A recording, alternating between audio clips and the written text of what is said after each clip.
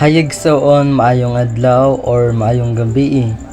Another day and great opportunity to share the gospel sa imuha karon. But this video gusto lang na ako mag-answer sa mga comment ninyo or comment nila sa ko ang mga videos. Brothers and sisters, ang kanang makahatag sa ako kanang kadasig or makahatag sa ako kanang confidence sa pag-share nako sa pulong sa Ginoo here on social media, which is kanang mga nice good nga comments, kanang makahatag jud sa ako kanang confidence.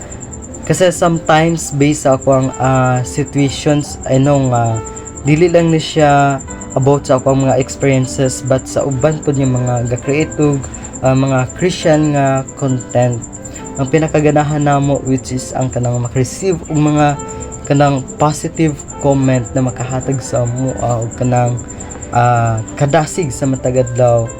And dili po namo ma-blame kung ang mga tawo naa sila kanang mga against nga comment sa amo because dili namo or dili nako makontrol ang ilang freedom na mag-comment og kanang maayo sa ako ang mga videos. It because naman tay kanang freedom sa social media kung paano ta mag-comment kung paano ta hatag og kanang opinion sa uban.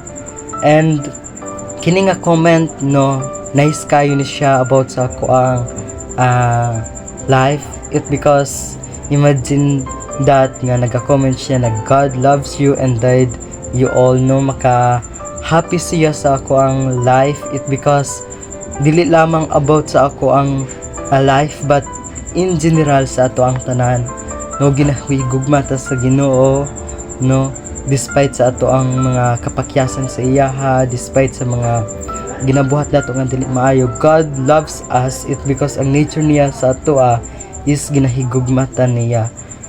That's why kung ang atong life karon feeling nato nga walay ka-love sa ato try nato mag-look sa kanang heaven or maglantaw sa taas.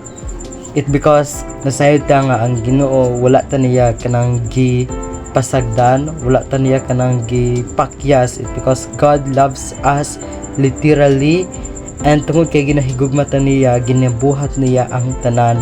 Dili na nako kailangan kanang maga-quote og kanang mga verses it because nasayod na ta kung giunsa ta ginahigugma sa Ginoo dili lamang makaya masulti sa atong baba ang kanang paghigugma sa Ginoo sa ato it because ang iyang paghigugma sa ato enough na to siya sa ato